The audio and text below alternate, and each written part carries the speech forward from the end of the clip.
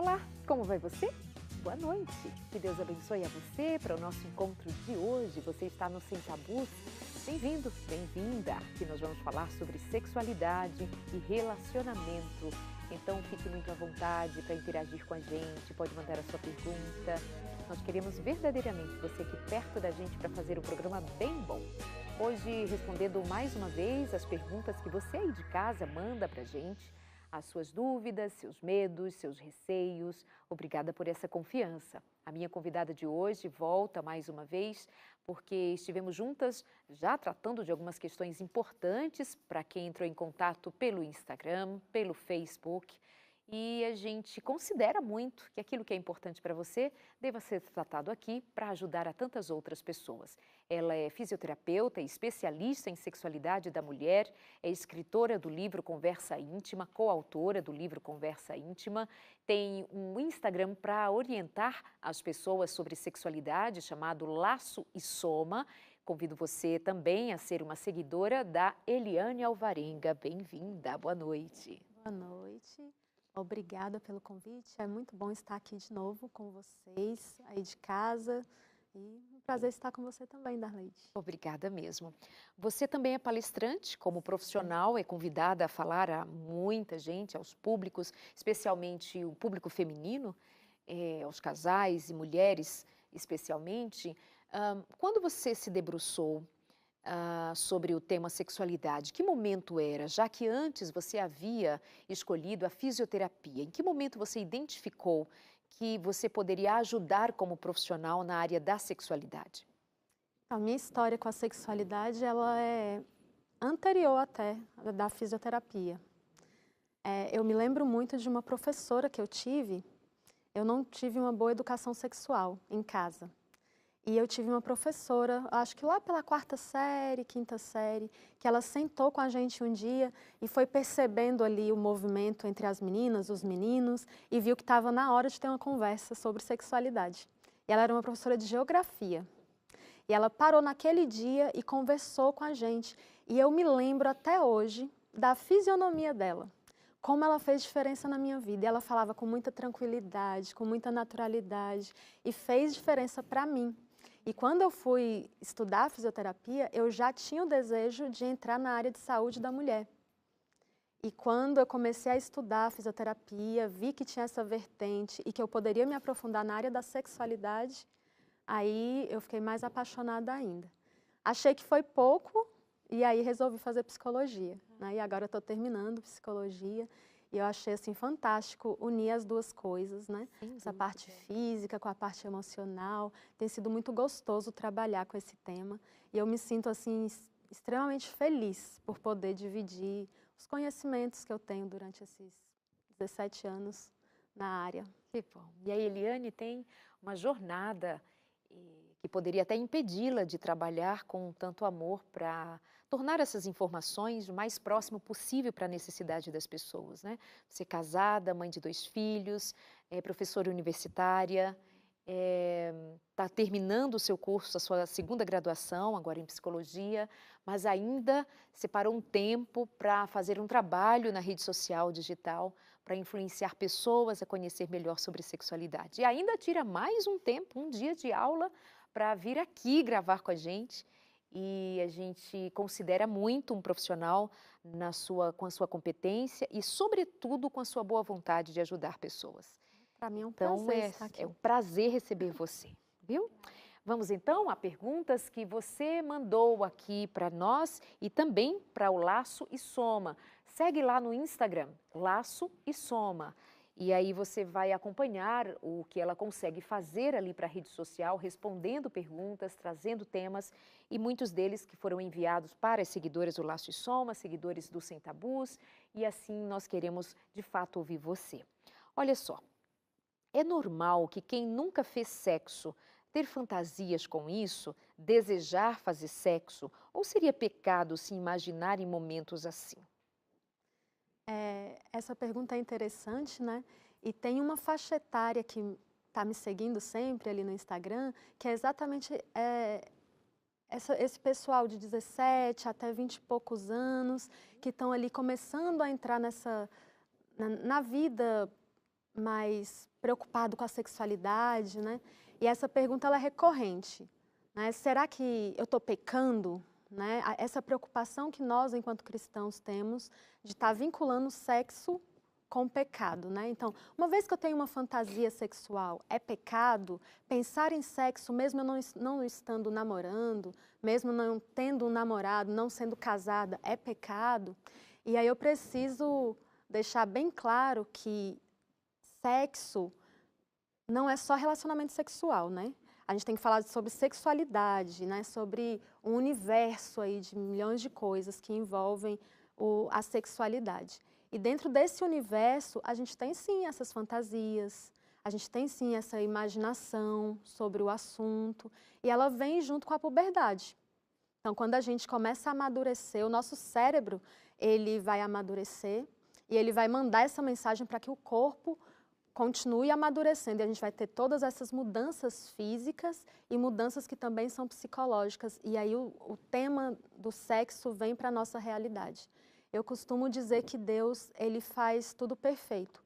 Então, quando Deus coloca os sonhos, quando Deus coloca poluição noturna, a lubrificação para as mulheres, ali durante o sono, é uma forma de você lidar com toda essa energia sexual, que realmente é muito mais intensa quando você entra na puberdade. Ela está adormecida até a puberdade. Quando você entra na puberdade, você já tem essa energia muito mais acumulada. Então, pensar sobre sexo, se imaginar casado, se imaginar em um relacionamento sexual, eu não vejo problema algum nisso. Na verdade, é saudável. É saudável, faz parte da construção dessa sexualidade. Você imaginar de que forma você vai ter um parceiro, o que é que você gostaria de fazer ali com ele, como que vai ser, se vai ser interessante, se vai ser legal, que posição. Isso só não pode tomar conta da sua vida como um todo. Né? Você não pode deixar de fazer outras coisas em função de pensar só em sexo. Mas o pensamento sobre sexo, ele é extremamente saudável. Não é o caso de viver pensando em, né? É o caso de perceber-se amadurecendo para esse tema e não considerar isso como algo que deva ser objeto de repulsa, para que inclusive não seja um tabu, e em sendo tabu, como que você vai experimentá-la, como que você vai lidar com ela quando o seu dia chegar, quando a sua hora chegar de fato encarar a vida sexual no relacionamento, dentro do casamento, como é o ideal.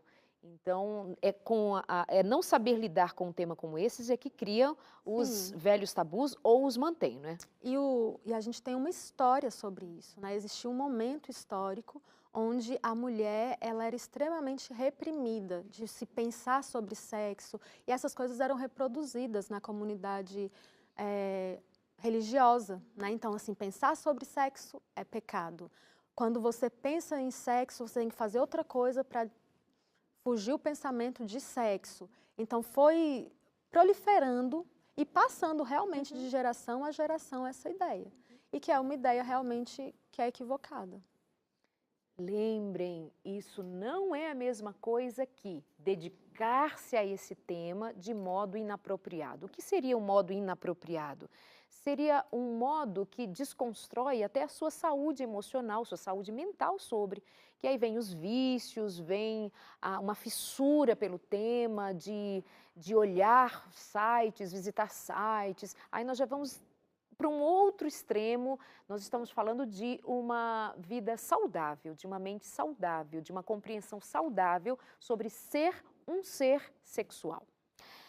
O que mais? O que fazer para aumentar a lubrificação? Agora é uma mulher que deve ter, ou seja, talvez uma curiosidade, ou a sua própria vivência, que vai dizer de uma falta de lubrificação no ato sexual. O que é, como se dá essa lubrificação e então o que fazer para aumentar, caso seja necessário? Então, a gente precisa entender que homens e mulheres, eles têm respostas sexuais que são bem parecidas. A gente, inclusive, chama de princípio de similitude. Então, são coisas muito próximas que estão acontecendo ali com o homem e com a mulher. E é interessante a gente observar que tanto homens quanto mulheres tem a vasocongestão. O que seria isso? O órgão sexual se encher de sangue. Então, a partir dessa vasocongestão, é que todas as modificações da excitação vão aparecer. E na mulher, a lubrificação é importantíssima. Né? Imagina que nossa vagina, naturalmente, ela já é um ambiente úmido. Nossa genitália externa já é um ambiente úmido, é para ser assim. Deus fez assim. E aí a gente pega essa genitália que tem que estar naturalmente úmida e a gente às vezes passa uma vida secando a bichinha, né? O tempo inteiro. Vamos botá-la para ficar sequinha, para ter outro cheiro. E vai mudando, inclusive, o que não deveria ser mudado, porque vagina tem cheiro de vagina, pênis tem cheiro de pênis. E aí vem, na resposta sexual, a importância da lubrificação. Então, imagina o que seria uma vagina seca receber um pênis. Traria atrito, traria dor, incômodo, que não combina com sexo. Então, o que a gente precisa na hora da relação sexual é que nós estejamos lubrificadas, molhadas. Isso é o esperado fisiologicamente. E como é que isso tudo vai acontecer? Através da vasocongestão. Então, você vai ficando excitada, vai recebendo beijos, abraços, carícias, vai gostando ali do que está acontecendo e o seu corpo vai respondendo. Vai se enchendo de sangue, né? Então os pequenos lábios enchem de sangue, os grandes lábios enchem de sangue, a sua vagina, que era pequenininha, ela se prolonga, aumenta de tamanho para receber o pênis. E aí a gente tem dois aspectos que sempre precisam ser lembrados. A mulher, ela vai ficar lubrificada e preenchida, né? Então, assim, os pequenos lábios que eram magrinhos, murchinhos, eles vão ficar cheios. Então, existe uma mudança visual da cor, né? E a lubrificação, ela vem a partir dessa excitação. E aí é interessante a gente observar que as glândulas que são responsáveis pela lubrificação, elas são recobertas pela musculatura do assoalho pélvico. E aí a gente vê a importância desses músculos que estão ali cobrindo todas as glândulas, e quando eles se contraem de forma involuntária na excitação, faz o que com essas glândulas? Estimula para que essas glândulas possam lubrificar toda a região. Então, uma forma de você trabalhar a lubrificação é você começar a fazer exercício de assoalho pélvico. Começar a contrair esses músculos, começar a dizer para eles que eles são importantes, dizer para eles que eles precisam estar em forma, e aí eles vão começar a estimular essas glândulas para que elas comecem a produzir, né, a lubrificação, esse muco. Agora, é claro que a lubrificação, ela também recebe interferências externas. Por exemplo, uma mulher que usa anticoncepcional, ela geralmente tem um déficitzinho de lubrificação. Então, ela pode ficar mais seca em função do anticoncepcional, que muda todo o ciclo dela, e aí acaba deixando um pouco mais ressecada.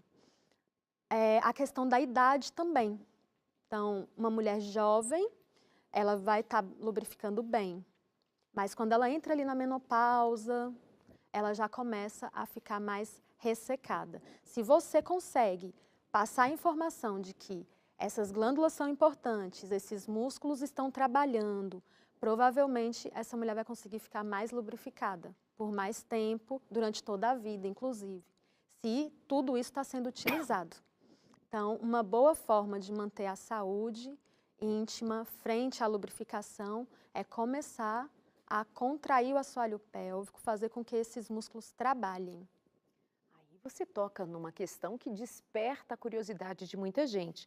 Já fizemos um programa há uns 2 anos, talvez, sobre esse tema especificamente, que é trabalhar o assoalho pélvico com alguns exercícios específicos. Mas outro dia, lendo um artigo, enfim, uma reportagem, melhor dizendo, havia uma orientação de, por exemplo, fazer o exercício do assoalho pélvico, e eu vou te pedir para explicar um pouco mais de detalhes, mesmo convidando você a procurar entre os programas já feitos aqui no Sem Tabus, que estão todos disponíveis no nosso canal no YouTube, Sem Tabus, e para assistir os detalhes, mas eu lia que um dos exercícios, por exemplo, seria enquanto faz xixi, trancar aquele momento e soltar em seguida. Aí outro profissional dizia, não, isso está muito errado. Então, às vezes a informação, ela chega a um ponto e aí cria-se um atalho e em vez de ajudar, traz prejuízos. Então, esclarece um pouco melhor, mesmo que nesse espaço, e lembrando outra vez, procura os programas que já fizemos sobre nosso canal no YouTube.